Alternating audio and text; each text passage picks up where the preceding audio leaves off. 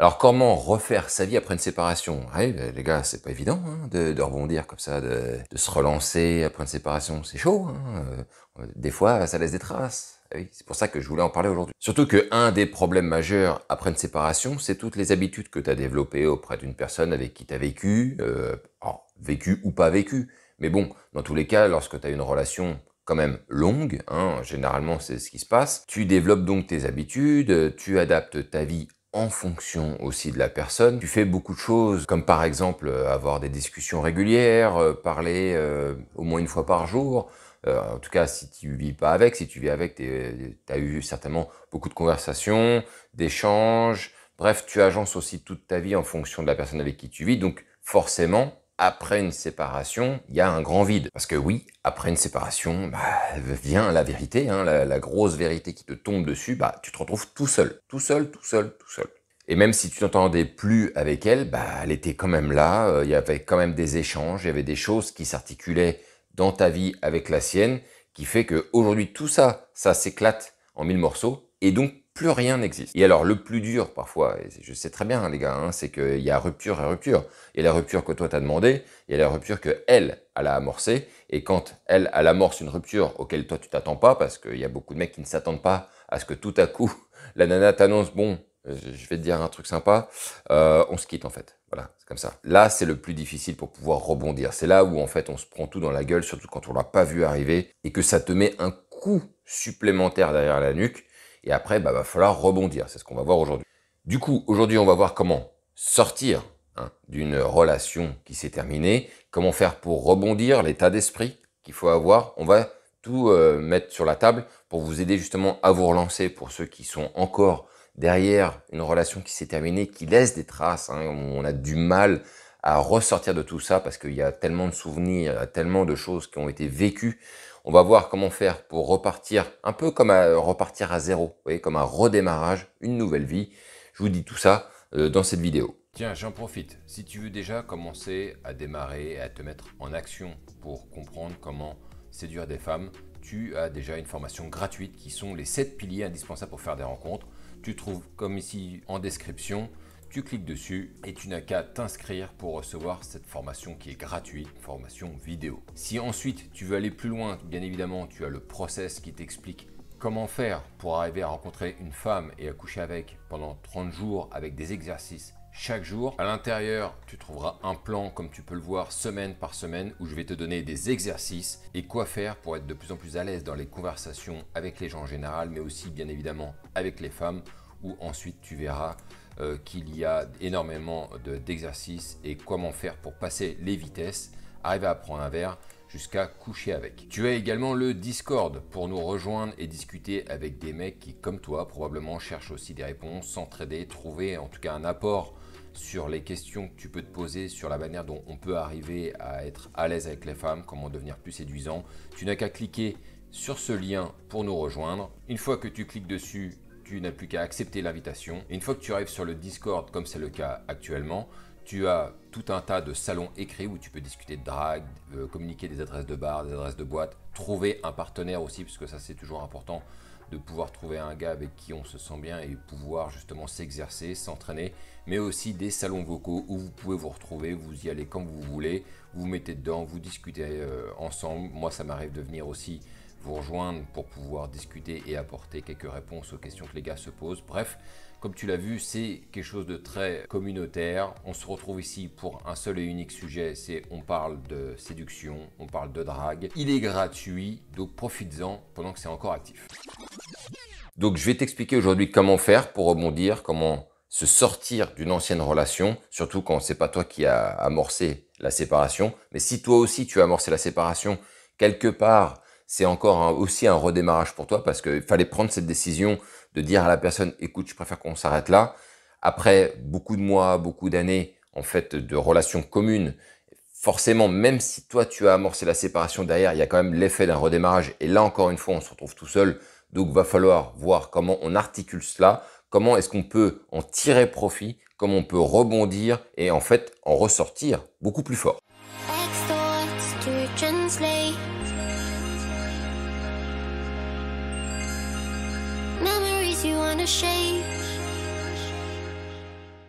Alors tout d'abord, avant de rentrer dans le vif du sujet, moi je t'invite à te poser d'abord les bonnes questions avec les bonnes réponses. Oui, c'est important. Parce qu'il y a toujours ce petit truc qui revient tout le temps de se dire peut-être que j'aurais pu ou que je pourrais aujourd'hui encore relancer la relation que j'avais avec cette nana, qu'elle ait arrêté ou que toi tu as arrêté, parce qu'il y a des mecs, ils amorcent une séparation puis après ils regrettent. Ils disent ah non, j'aurais pas dû, putain maintenant j'ai plus rien, je peux plus baiser, j'ai plus rien en fait, je suis tout seul en fait. Et c'est insupportable d'être tout seul. Donc généralement peut-être pas, mais en tout cas ça arrive très souvent que les mecs se disent bon alors finalement je vais peut-être la relancer cette relation parce que là tout à coup j'ai rien. Finalement c'est peut-être mieux de revenir avec elle, au moins j'ai quelque chose.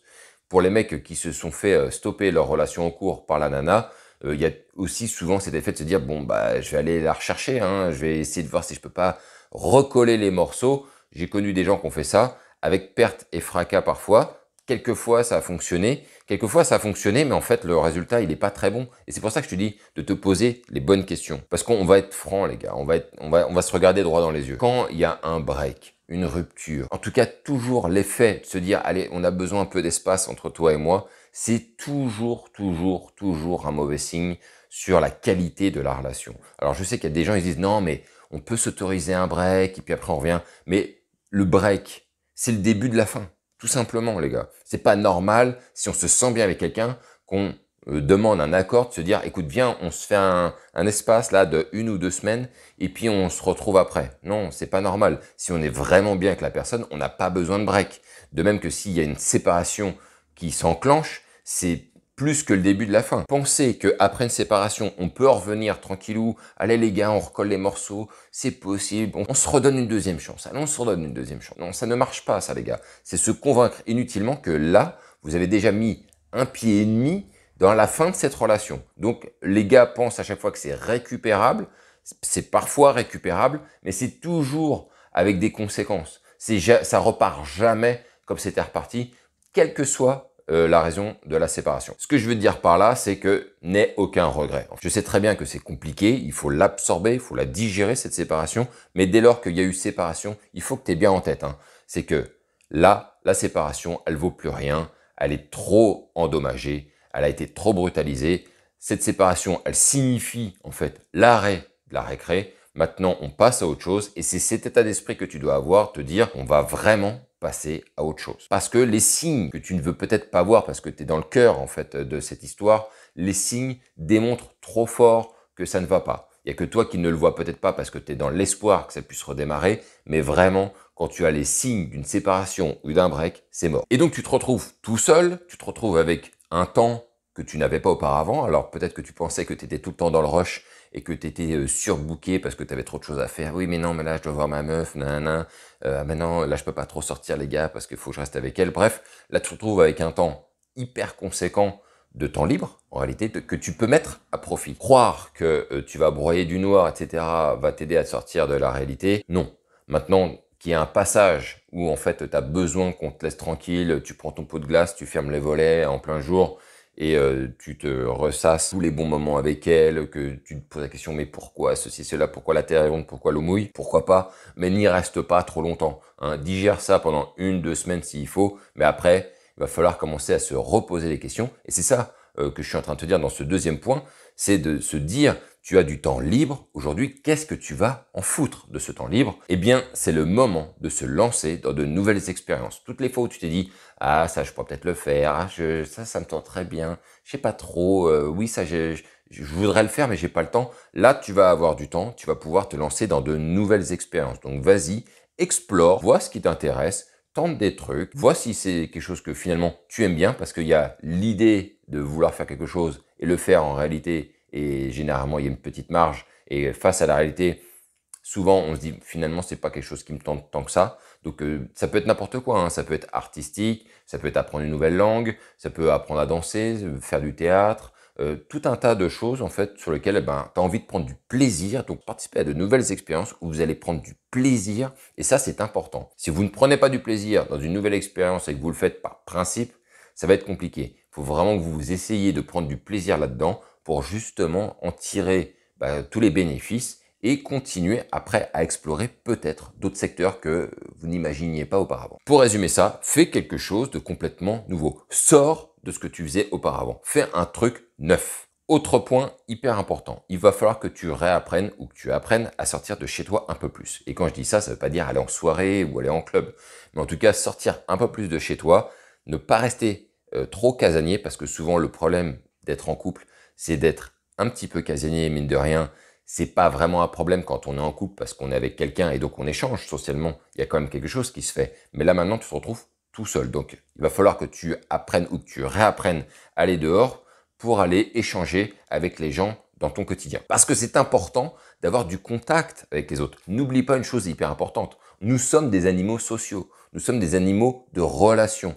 Sans relation, isolé dans son coin, dans sa chambre ou dans son appart, c'est quelqu'un qui est en train de mourir à petit feu. On a besoin d'être au contact des autres. Donc, apprends ou réapprends à échanger avec les personnes et à avoir des conversations par-ci par-là. Tu vas voir, ça fait du bien de pouvoir comme ça s'exprimer régulièrement plutôt que de broyer du noir et de rester dans sa tronche. Un autre point qui pour moi est très important, puisque tu sors d'une relation, tu es en cycle de redémarrage, on reboot le système. Moi je t'invite franchement à aller vérifier ta garde-robe et voir si tu peux pas faire une petite update.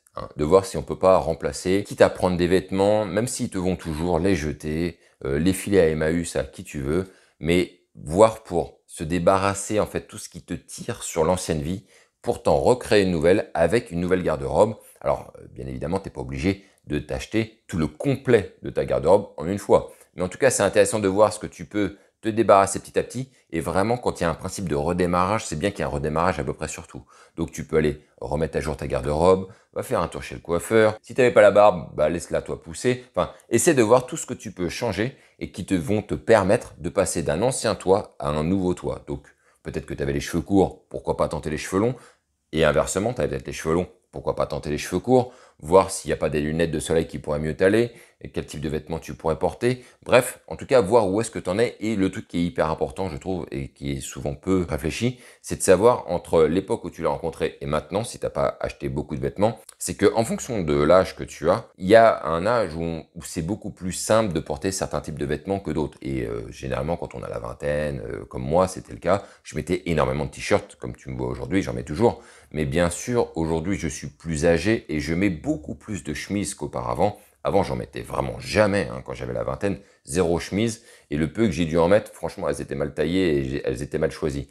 Mais aujourd'hui, si tu as un âge un petit peu plus avancé, après la trentaine, quarantaine, cinquantaine, dans ces cas-là, oui, c'est plutôt sympa de vérifier si tu as des chemises et de voir si tu peux pas en acheter un petit peu plus et de construire autour de ça, voir ce que tu peux articuler comme type de vêtements qui pourrait s'accoupler à des chemises et tu vas voir, ça va te faire du bien. Autre point, après toutes ces années en couple, bien évidemment, tu ne sais plus séduire, tu ne sais plus comment faire une rencontre, ça fait longtemps. Alors, tu avais certainement beaucoup d'avis quand tu conseillais tes potes et tu faisais le malin probablement, parce que j'en ai connu tellement des mecs comme ça qui conseillaient d'autres gars qui étaient célibataires de dire non mais tu devrais faire comme ci, tu devrais faire comme ça, parce que le mec il se sent légitime, il est en couple, attends, j'ai quand même ça comme preuve qui traîne derrière moi que je sais faire. Sauf que non, c'est pas le cas. D'ailleurs, à chaque fois que j'ai des mecs en call avec moi qui me disent ah ben il y a un mec, il m'a donné des conseils de drague, je suis ah bon, c'est quoi il en est où là le gars là? Ah ben ça fait 6 ans il est en couple. Je lui dis oublie directement ces conseils de merde. D'ailleurs à chaque fois les conseils qui me ressortent, je me dis waouh, qu'est-ce que c'est que ça? Non non, oublie ces conseils tout pourris. Le mec ça fait 5 ans il est en couple, ça fait 6 ans, il sait plus ce qu'il dit, il sait même pas ce qu'il dit d'ailleurs, il est persuadé, il est sûr de son coup. Mais il y a des personnes, j'adore parce que il y a des gars qui vont se dire un petit peu connaisseurs, comment on fait des rencontres, comment on a des relations, et qui vont te déconseiller de faire tel ou tel truc, alors que c'est justement l'inverse qu'il faut faire. Mais selon eux, non, c'est pas la bonne chose. Sauf que maintenant, ils se retrouvent seuls, c'est peut-être le cas pour toi. Tu as peut-être un jour conseillé quelqu'un, maintenant tu te retrouves seul, et tu as du mal à appliquer ses propres conseils. Et généralement, les mecs sont perdus en réalité, puisqu'ils étaient persuadés de savoir à peu près comment il faut faire. En fait, ils savent pas, et maintenant ils sont de retour dans le circuit, c'est peut-être le cas pour toi encore une fois, et du coup, c'est le brouillard total. Comment on fait? Donc, tu vas devoir apprendre à séduire, tu vas devoir apprendre à faire des rencontres, rencontrer d'autres femmes, parce que une fois que tu as acté une séparation, ce qui est important, c'est d'arriver au bout d'un moment, alors peut-être pas tout de suite le temps de la digestion, tu digères un petit peu, voilà, on était ballonné avec ça, avec cette histoire. Mais maintenant qu'on a fini le ballonnement et que tu as tout foutu dans les chiottes, il est temps à un moment donné, de faire une nouvelle rencontre. Hein. On est des hommes quand même. Les hommes ont besoin de rencontrer des femmes. Est-ce qu'ils ont besoin de vivre avec elles? Pas forcément. Hein. Je ne suis pas forcément de ceux qui pensent qu'on est fait pour vivre ensemble. Au contraire, moi je trouve qu'on n'est pas vraiment fait pour vivre ensemble. Mais on est fait pour être ensemble. C'est bien là la grande nuance. Donc tu vas devoir apprendre à séduire des femmes, à les draguer. Alors, j'aime pas trop le terme draguer, mais bon, les séduire en tout cas, arriver à consolider une nouvelle rencontre, pas forcément de se relancer dans une relation, mais en tout cas, déjà apprendre à faire des rencontres. C'est bien là toute la difficulté. Les mecs en général ne savent pas faire, et donc là, c'est le moment d'apprendre. Tu as tout dans la chaîne, il y a beaucoup d'éléments qui vont t'aider à repartir, et bien évidemment, tu as le process qui va t'expliquer comment faire pour y aller étape par étape. Un autre point très important, parce que ça, je sais que c'est quelque chose qui revient extrêmement souvent, c'est que lors d'une séparation, tu as vécu avec une personne, ou tu étais en couple avec quelqu'un, et tu recherches l'équivalent chez une autre femme ou chez d'autres femmes. Et ça, c'est un danger vraiment immense. J'ai rencontré ça plusieurs fois, et même avec des potes, et moi-même, je l'ai senti au tout début, quand j'avais vraiment aucun game, aucun moyen de savoir comment on fait une relation. Il y avait une nana que j'avais target, j'y étais pas arrivé, et en fait, j'essayais de la retrouver ailleurs chez d'autres femmes, le même caractère, les mêmes attraits physiques. En réalité, les gars, tout ceci est une énorme erreur. Ne faites surtout pas ça, c'est un danger ultime. Je me souviens, j'avais eu aussi une conversation avec un pote. Il avait eu une séparation longue avec une nana qui l'avait marqué. Il fallait se séparer pour l'un comme pour l'autre, mais cette femme l'avait marqué. Et il me disait, putain, mon problème en ce moment, c'est que je rencontre d'autres femmes, mais je cherche l'équivalent chez les autres. Et je lui ai dit, tu la trouveras jamais. Jamais, jamais. Elle est unique, cette femme. Vous ne retrouverez pas la même chose. Par contre, ce qui est intéressant, c'est ça qui est marrant, c'est que plus vous allez faire de rencontres, plus vous allez rencontrer de nouvelles femmes, plus vous allez vous rendre compte qu'il y a des femmes vous allez vous rendre compte qu'il y a des femmes qui se retrouvent chez les autres. Donc, ce que vous avez pu rencontrer comme typologie, vous allez pouvoir rencontrer une typologie similaire avec d'autres femmes. Ce ne sera pas la même. Attention les gars, ne me faites pas dire ce que j'ai pas dit. Ce ne sera pas un copier-coller, mais vous verrez que vous pourrez retrouver le même type de caractère, le même type d'esprit que vous aviez chez votre ex, chez quelqu'un d'autre. Maintenant, ce que j'ai envie de vous dire les gars, c'est le moment ou jamais d'aller explorer d'autres typologies de caractères. C'est ça en fait, parce que si c'est pour rester toujours avec le même type de femme, c'est un petit peu dommage, alors qu'à côté, il y a certainement d'autres femmes qui sont super intéressantes, que vous aviez complètement écartées de votre giron, alors que vous pourriez être super bien et qui pourraient vous donner beaucoup de surprises et beaucoup de bonnes surprises. Et ça, c'est un peu ce qu'on trouve aussi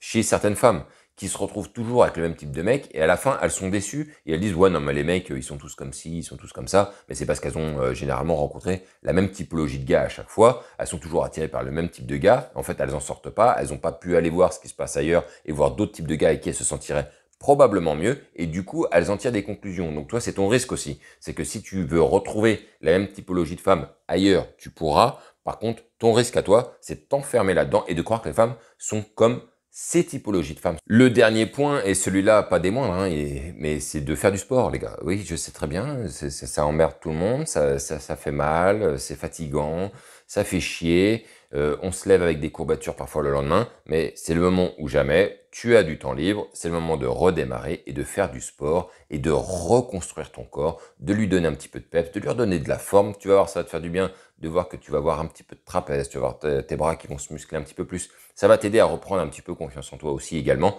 C'est pas ça qui va t'aider à reprendre confiance en toi totalement. C'est une composante, mais une composante importante, mine de rien. Donc oui, c'est le moment de travailler sur ton aspect physique. Et les gars, le petit bonus pour terminer, qui n'est pas vraiment un conseil dans une des étapes que je viens d'énumérer, mais plutôt pour vous donner en fait un cadre général et vous dire voilà dans quel état d'esprit est-ce qu'il faudrait que tu trouves après cette séparation qui t'a un petit peu impacté. Et ben pour résumer le tout, c'est de reprendre goût à la vie, de redevenir curieux, d'explorer de nouveaux univers. Ça, c'est un petit peu la finalité que je veux vous exposer et vous dire, les gars, c'est le moment ou jamais. Et quel que soit ton âge, tu peux repartir, réexplorer des choses. Je vous l'ai déjà dit, je connaissais un gars, il avait 60 piges, il était avec moi à San Francisco pour apprendre l'anglais. Et il était dans une chambre d'étudiants. Donc, il n'y a pas d'âge, en fait, les gars, pour explorer de nouveaux univers, se mettre à apprendre des nouvelles choses, et puis surtout, essayer d'apprendre, si ça t'est jamais vraiment arrivé, mais d'apprendre à kiffer la vie.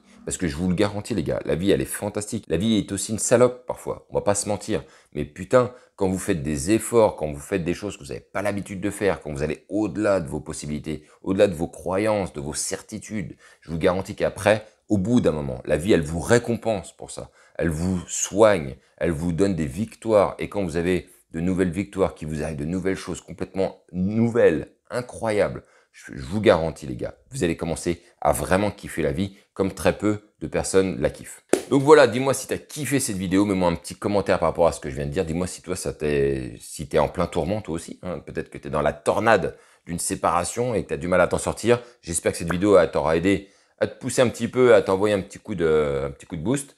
Sur ce, on se retrouve pour une prochaine vidéo. N'oublie pas d'aborder, c'est toujours important de le faire, hein, interagir avec les femmes et surtout, vive ce putain de game.